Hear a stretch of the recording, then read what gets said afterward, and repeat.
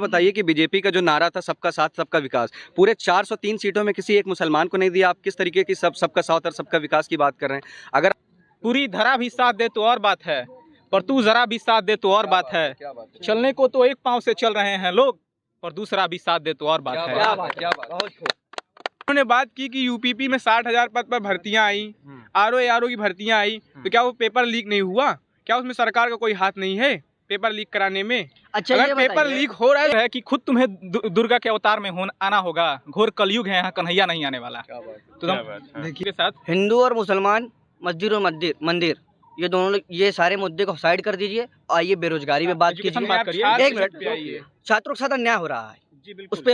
अच्छा ये बताइए, जब कोई भी अन्याय हो रहा है इस प्रदेश में, इस पूरे देश में, तब उस पर सख्त कार्रवाई हो रही है। जब ये सब चीजें छात्रों के साथ, उनके भविष्य के साथ खिलवाड़ हो रहा है, तो उस पर सख्त कार्रवाई क्यों नहीं हो रही है? भैया आपने जो कोई स्टेज पर लेट रहा है तो कोई आंसुओं से भीगी हुई अपनी पलकों को छुपा रहा है। माँ बाप से हम इस बार घर जाके क्या कहेंगे कि 5,000 रुपए हमको इस बार भी दीजिए, अपने घर से हम अपने बाहर जा रहे हैं। क्या यही हो सकता? पर बोल रहा हूँ, कल को ये हो सकता है कि मुझे उठा लिया जाए। तो ये आप ये सोचिए कि एक लोकतांत्रिक डेमोक्रेसी वाले आप कंट्री में रह रहे हैं कि हमारा अधिकार है जुल्म के खिलाफ आवाज़ उठाना, लेकिन आज ये नौबत आ गई कि अगर हम सच्चाई के साथ खड़े हैं और सच का साथ देते हैं, मैं बोल रहा हूँ, तो हो सकता है कि भी मैं बाहर जाऊँ, मुझे उठा लिया जाए, आपके जो भी चैनल के माध्यम से मुझे उठा लिया जाए। देखिए, भारतीय जनता पार्टी की जो सरकार है वो अभी लोकसभा के चुनाव में ही देखिए, प्रधानमंत्री मोदी जी का जो बयान आया 400 वोट पार, तो वो एक स्ट्रेंथ के साथ बने हुए हैं और आगे भी बने रहेंगे। क्योंकि इसका कारण है जो विभाजनकारी शक्तियां थी, जो जातिवादी, भाषावाद, क्षेत्रवाद अन्य पार्टी के लोग जो करते हैं। जैसे सबसे बड़ा मुद्दा आज उत्तर प्रदेश में देखा जाए तो जातिवाद का मुद्दा है। तो उत्तर प्रदेश में कुछ विशेष पार्टी के लोगों द्वारा जातिवाद सबसे बड़ा मुद्दा है। एक जाति के नाम पर राजनीति करते हैं और धर्म के नाम पर भी कुछ लोग राजनीति करते हैं। तो इसीलिए ये था कि कोई अगर हिंसक हो रहा है तो हम भी हिंसक होंगे। क्योंकि अगर सठे साठ्यम समाचरित, योगी जी का ये बयान था कि सठे साठ्यम समाचरित, जिस जैसा टिट फॉर टैट भी इंग्लिश में कह सकते हैं आप इसको। क्या कर रहे हैं जी देखिए, मेरा ये मानना, इन्होंने कहा कि बिल्कुल योगी जी ने नहीं कहा। आप ये बताइए कि बीजेपी का जो नारा था सबका साथ सबका विकास, पूरे 403 सीटों में किसी एक मुसलमान को नहीं दिया। आप किस तरीके की सबका साथ और सबका विकास की बात कर रहे हैं? अगर आप सबका साथ सबका विकास की बात कर रहे हैं तो आपको ये मानना होगा कि सभी धर्मों को लेकर चलना पड़ेगा। हिंदुस्तान में सभी धर्म के लोग रहते हैं, हिंदू, मुस्लिम, सिख, ईसाई। तो आपका जब ये नारा है कि सबका साथ सबका विकास, तो आपको देना पड़ेगा ना, सबको लेके चलना पड़ेगा। ऐसा तो है नहीं कि सिर्फ आप एक धर्म को लेकर राजनीति करेंगे। बिल्कुल, भारतीय जनता पार्टी में देखिए सामाजिक समरसता का प्रतीक है। और देखिए क्या कहते हैं, भारतीय जनता पार्टी में राज्य मंत्री भी हैं दानिश जी, वो भी मुस्लिम समुदाय से ही आते हैं। वो एक्सेप्शन है ना, उनको सिर्फ एक्सेप्शन नहीं है, उनको एक्सेप्शन हर जगह है, उनको बस वो देखिए, एक कुंवर बेचैन की 4 पंक्तियां मुझे याद आ रही हैं कि पूरी धरा भी साथ दे तो और बात है, पूरी धरा भी साथ दे तो और बात है, पर तू जरा भी साथ दे तो और बात है। चलने को तो एक पांव से चल रहे हैं लोग, पर दूसरा भी साथ दे तो और बात है। देखिए, विभाजन कर देना देश का, चिन्हित कर देना कि ये अमीर है, गरीब है, बात यहाँ तक नहीं बनती है। जिस प्रकार से आप देख रहे हैं देश में यहाँ क्या हुआ, हाथरस में क्या हुआ, जिस प्रकार से लोग कह रहे हैं कि मैं हितैषी हूँ। मेरा नाम अमन कुमार है। हेलो, मतलब ठीक है, आप करिए, मेजॉरिटी में हैं आप, लेकिन भूलिए मत कि एक वर्ग ऐसा भी है जो पीड़ित है, उसको कम न्याय मिलेगा। सत्ता पक्ष का तो ये भी तो काम है। कौन पीड़ित है? हाथरस में जो हुआ, जो लड़की, वो तो आप ऐसे हितैषी बन रहे हैं, स्त्रियों के हितैषी बन रहे हैं कि नहीं, मैं इनके साथ कुछ नहीं हूँ। दुर्गा, जो माता दुर्गा हैं, वो तो क्या प्रहार कर रही थी। तो ये तो चिन्हित हो रहा है, लग रहा है ऐसा कि उन्हें खुद, अजहर इकबाल का एक शेर है कि खुद तुम्हें दुर्गा के अवतार में आना होगा, घोर कलयुग है, यहाँ कन्हैया नहीं आने वाला। तो देखिए, जो अभी इन्होंने कहा कि स्त्रियों के साथ प्रताड़ना की जा रही, तो हमारे संसद में भी पिछले सत्र में एक बजट पेश किया गया था, पारित भी हुआ कि नारी शक्ति वंदन अभियान कौन लेकर आया? भारतीय जनता पार्टी लेकर आई, भारतीय जनता पार्टी की सरकार लेकर आई। तो ये वो लोग हैं जो केवल स्वयं स्त्रियों को छेड़ते हैं, स्वयं स्त्रियों के साथ। नहीं, एक मिनट, मैं आपसे ये सवाल करना चाहता हूँ, भारतीय जनता पार्टी ने कितने काम कराए हैं इस अपने शासन में? काम तो बहुत सारे हुए हैं, हर सरकार में काम होते हैं। हम छात्रों के लिए क्या काम कराया है? छात्रों के लिए आपके साथ अन्याय हो रहा है, हम लोगों के साथ अन्याय हो रहा है, यहाँ हम लोगों से छात्र संघ बहाल नहीं पत्रकार हुआ है। जितने हमारे साथी हैं, पत्रकार जो हमारे साथी हैं, वो हमसे यहाँ पूछने आए हैं, हम आए और आपके साथ अन्याय हो रहा है, हम लोग एकजुट होकर यहाँ लड़ाई लड़ने जा रहे हैं।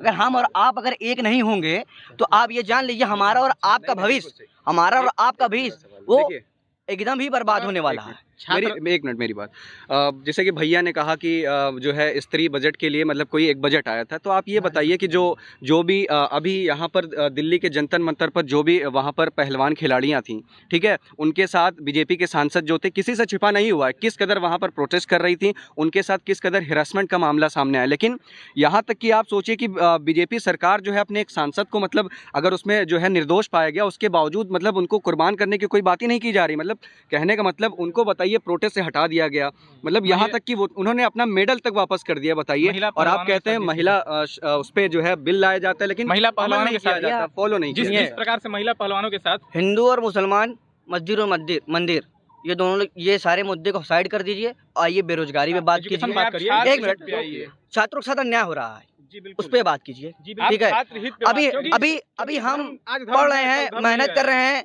ठीक है, और यहाँ पर जितने भी लोग छात्र हैं सब पढ़ रहे हैं, मेहनत कर रहे हैं, ठीक है। सबका एम है कि हमको ये चीज़ बनना है, हमको इतना पैसा कमाना है, हमको ज़िंदगी में आगे बढ़ना है, ये करना है, वो करना है, ठीक है। अगर ऐसे ही नफरत की भाषा अगर हम लोग बोलते रह जाएंगे ना, तो हम बस ज़्यादा से ज़्यादा दिन नहीं होगा, हम आप एक दूसरे को काटते मारते रह जाएंगे और अगल बगल देश वाले सिर्फ मजाक उड़ाते रह जाएंगे और वो फायदा हमेशा उठाते रह जाएंगे। देखिए,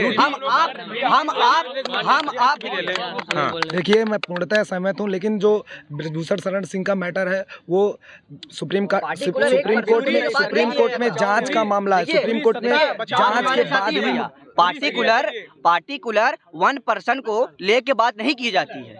हम आप एक सेकुलर कंट्री में रहते हैं, एक डेमोक्रेटिक कंट्री में रहते हैं। पूरे देश में लगभग 30 लाख गवर्नमेंट पद है खाली, इसमें से केवल 11 लाख गवर्नमेंट पद खाली हैं केवल यूपी में। क्या कहेंगे? यूपीपी का जिस तरह पेपर लीक हुआ है, ये भी तो बेरोजगारी है, मतलब उतने पद खाली हैं, सरकारी पद उतने खाली हैं, लगभग 11 लाख पद खाली हैं। सरकार उस पर काम कर रही है, सरकार 5 साल नहीं काम हमारा सवाल ये क्यों है? सरकार काम कर रही है उस पर, लेकिन बेरोजगारी बड़ा मुद्दा है, लेकिन किसी मुद्दे को हल करने के लिए समय भी दिया जाता है। सरकार धीरे धीरे दूसरे कार्यकाल में अभी भी देखिए यूपीपी भी आया, आरओ का भी पेपर है, लेकिन वो लीक केवल अधिकारियों की चूक के कारण हो रहा है, सरकार का इसमें कोई हस्तक्षेप नहीं हो सकता है। हाँ बताइए। इसके बाद जो इन्होंने बात की कि यूपीपी में 60,000 पद पर भर्तियां आई, आरओ की भर्तियां आई, तो क्या वो पेपर लीक नहीं हुआ? क्या उसमें सरकार का कोई हाथ नहीं है पेपर लीक कराने में? अच्छा, अगर ये पेपर बताइए, लीक हो रहा है, एक सरकार मिनट उस पर भैया, कार्यवाही करे, देखिए, सभी को अंदर करे। आप हमारे पत्रकार साथी हैं, ठीक है, आप ये सवाल पूछ रहे हैं, ठीक है। वो देखिए, अच्छा ये बताइए, जब कोई भी अन्याय हो रहा है इस प्रदेश में, इस पूरे देश में, तब उस पर सख्त कार्रवाई हो रही है। जब ये सब चीजें छात्रों के साथ, उनके भविष्य के साथ खिलवाड़ हो रहा है, तो उस पर सख्त कार्रवाई क्यों नहीं हो रही है? भैया आपने जो भैया ने कहा कि सरकार को बिल लाना चाहिए, तो हमारे केंद्रीय मंत्री डॉक्टर जितेंद्र सिंह ने बजट पेश किया है लोकसभा के अंतिम सत्र में कि पेपर लीक बिल, अगर आपने सुना हो, पेपर लीक बिल भी सदन में लोकसभा में पेश हो चुका है कि कोई भी संस्था अगर पेपर लीक करते पाई जाती है तो उस पे 1 करोड़ तक का बात सुनिए, बात पूरी कर लीजिए, 1 करोड़ तक का हर्जाना, आर्थिक मुआवजा, आर्थिक हर्जाना और उसे 10 साल तक की सजा। और अगर कोई व्यक्ति दूसरे व्यक्ति के स्थान पर पाया जाता है पेपर में बैठा, तो उसको 3 से 5 साल तक की सजा और 3 से 5 लाख रुपए तक का हर्जाना देना। सरकारी तंत्रों का जिस प्रकार से दुरुपयोग किया जा रहा है, अब देख ही रहे हैं, विश्वविद्यालय को प्राइवेटकरण किया जा रहा है। अगर सरकारी संस्थाएं रहेंगी ही नहीं तो हम लोग कहाँ पढ़ेंगे? आपको चुन के इसीलिए भेजा जा रहा है संसद में, ताकि आप नीचे तबके बिजली ठीक करिए, पानी ठीक करिए। 1947 में देश आज़ाद हुआ था और आज तक हम छोटी छोटी जरूरतों के लिए लड़ रहे हैं। ये नाकामियाँ नहीं तो क्या है? और आप एक विश्वविद्यालय में जिस प्रकार दिल्ली विश्वविद्यालय में चुनाव होता है और यहीं इलाहाबाद विश्वविद्यालय में चुनाव नहीं होता है, ये क्या है? ये कैसे युवाओं को भी तो आना चाहिए राजनीति में। गांधी जी युवा ही थे। सही बात है आपकी बात, सत्य जब तक युवा सत्य है कि युवाओं को राजनीति में आना चाहिए। युवा कहा जाता है कि उसके अंदर युवा अगर सोता है तो खूब सोता है, युवा अगर प्रेम करता है तो खूब प्रेम करता है, युवा अगर करुणा में होता है तो बहुत करुणा में होता है। तो हम युवाओं के लिए भटकाव की स्थितियां हैं ये। यहीं दिल्ली विश्वविद्यालय में चुनाव होता है और यहीं इलाहाबाद विश्वविद्यालय में चुनाव नहीं होता है। मैं आपसे ये कहना चाहूँगा कि आने वाले 2024 के चुनाव में बस सिर्फ और सिर्फ मोहब्बत की भाषा चलेगी और अब नफ़रत की भाषा मैं आपसे भी कहूँगा और जितने भी यहाँ छात्र खड़े हैं उन लोगों से ये निवेदन करता हूँ कि मोहब्बत की भाषा बोलना शुरू कर दीजिए और अपने दिल में एक दूसरे की मोहब्बत पैदा करना शुरू कर दिए और हाथ में हाथ मिला के चलिए, वरना हम लोग आपस में लड़ते रह जाएंगे, फ़ायदा कोई और उठाएगा और हम लोग ज़िंदगी में कभी आगे नहीं बढ़ पाएंगे और सिर्फ एक दूसरे को नीचे दिखाने का और एक दूसरे को मारने पीटने का खाली काम करते रह जाएंगे और कुछ भी नहीं होगा। विपक्ष हमेशा सिर्फ और सिर्फ मैं एक बात से अपनी बात समाप्त करूंगा। जो लोग ये राजनीति करते हैं धर्म और जाति के नाम पर, तो एक रश्मि रथी का दिनकर जी का एक दोहा है कि तेजस्वी सम्मान खोजते नहीं गोत्र बतलाकर, तेजस्वी सम्मान खोजते नहीं गोत्र बतलाकर, पाते हैं जग में प्रशस्ति अपना कर्तव्य दिखलाकर। तो सरकार अपने दम पर आज तीसरी बार सरकार बनी है, चौथी बार बनने वाली है, तो अपने दम पर बनी है, ना कि किसी जाति धर्म और उनको जोड़कर। धन्यवाद। सर ये कितने झूठ और कितने छलावा है इसमें, ये तो जनता बताएगी कि जनता किसको वोट दे रही है, कौन जीत जा रहा है, अंदर से क्या हो रहा है। बाहर तो कोई देख नहीं पा रहा है, अंदर से क्या हो रहा है।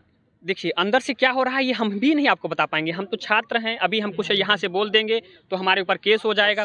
वही आज अभी जो हमारा पेपर यूपीपीसीएस का जो पेपर लीक हुआ है, सभी छात्र जिनके पास पेपर मिला है वो तो खूब खुशी हैं, गर्वान्वित हैं कि हमको पेपर मिल गया है, लेकिन कहीं ना कहीं हमने गलत किया है। लेकिन जिसके पास पेपर नहीं आया है, जो मेहनत किया है, जो अपने माँ बाप को बता के आया था कि माँ इस बार बाप मैं इस बार मेरा हो जाएगा सिलेक्शन, मैं आपसे बेरोजगारी के आलम में नहीं रहूंगा, मैं आपसे 2000-5000 रुपए अब हर महीने नहीं मांगूंगा, वो अपने माँ बाप को क्या चेहरा दिखाएगा। हर रोज कोई सेज पर लेट रहा है तो कोई आंसुओं से भीगी हुई अपनी पलकों को छुपा रहा है। माँ बाप से हम इस बार घर जाके क्या कहेंगे कि 5000 रुपए हमको इस बार भी दीजिए, अपने घर से हम अपने बाहर जा रहे हैं, क्या यही हो सकता है? देखिए मेरा ये मानना है कि जैसे कहने का मतलब अभी भाई ने बिल्कुल सही बात कहा कि मैं यहाँ पर बोल रहा हूँ, कल को ये हो सकता है कि मुझे उठा लिया जाए। तो ये आप ये सोचिए कि एक लोकतांत्रिक डेमोक्रेसी वाले आप कंट्री में रह रहे हैं कि हमारा अधिकार है जुल्म के खिलाफ आवाज़ उठाना, लेकिन आज ये नौबत आ गई कि अगर हम सच्चाई के साथ खड़े हैं और सच का साथ देते हैं, मैं बोल रहा हूं,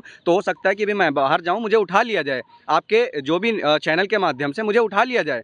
और सबसे बड़ी चीज़, जो भी सच्चाई के साथ रहता है, अगर सरकार की नीतियों के खिलाफ बोलता है तो उसके घर को ढहा दिया जाता है। ये कौन सा कानून है? कौन सा कानून है आप बताइए, जो इसके पहले तो इस तरीके की कभी मतलब घटनाएं नहीं हुई, लेकिन अगर सरकार के खिलाफ कोई भी बात आप बोलिए, उनकी नीतियों के खिलाफ बोलिए, तो आपको उठा लिया जाता है। ये कहाँ का सबका साथ। मुझे याद आ रहा है, शकील आज़मी का एक शेर है कि झूठी बातों सच्ची नस्लों में मत डालो, झूठी बातें सच्ची नस्लों में मत डालो, कांटों की सोहबत में रह के फूल नुकीला हो जाता है। क्या बात है, ताली। तो बिल्कुल, क्योंकि हिंदू आज भी था, मुस्लिम कल भी थे, मीन्स ये धर्म तो एक चेतना का मार्ग है। की क्रांति हो, 47 की आजादी हो, सब एक साथ है। तो आप मिलकर एक साथ लड़ने का विषय है ही नहीं। धर्म तो एक चेतना का मार्ग है। धर्म देखा जाए, भाषा, सबसे बड़ी भाषा, संस्कृत, धर्म, ये आप नहीं जान रहे, हम आपसे सीखेंगे, हमसे आप सीखेंगे। ये तो सीखने का एक माध्यम है, कम्युनिकेशन का skill. Doctor APJ Abdul Kalam कहते हैं। ज़्यादा हो जाएगी लंबी, उसी में विराम देता हूँ सब दो पैर पर। तो हाँ, नाम बता दीजिए। मेरा नाम धीरज पांडे है, इलाहाबाद विश्वविद्यालय द्वितीय वर्ष। हाँ, बता दीजिए आप नाम अपना। अनूप कुमार मेरा नाम है। क्या नाम? सर मेरा नाम सरवन सिंह है, इलाहाबाद द्वितीय वर्ष का छात्र हूँ। क्या नाम sir? Mohammad Arham Khan, final year. क्या नाम? Ahmad Raza, final year. अमन कुमार, द्वितीय वर्ष का छात्र हूँ। राज बाबू, प्रथम वर्ष का छात्र हूँ। शाद नाम है, फर्स्ट ईयर का छात्र हूँ। साद, फर्स्ट ईयर का छात्र। तो इस समय हम थे इलाहाबाद विश्वविद्यालय में और यहाँ पर कुछ छात्र हमारे साथ जुड़े हुए, जिनसे हमने बात किया। तो अभी के लिए इतना ही, देखते रहिए एबीएन लाइव। धन्यवाद।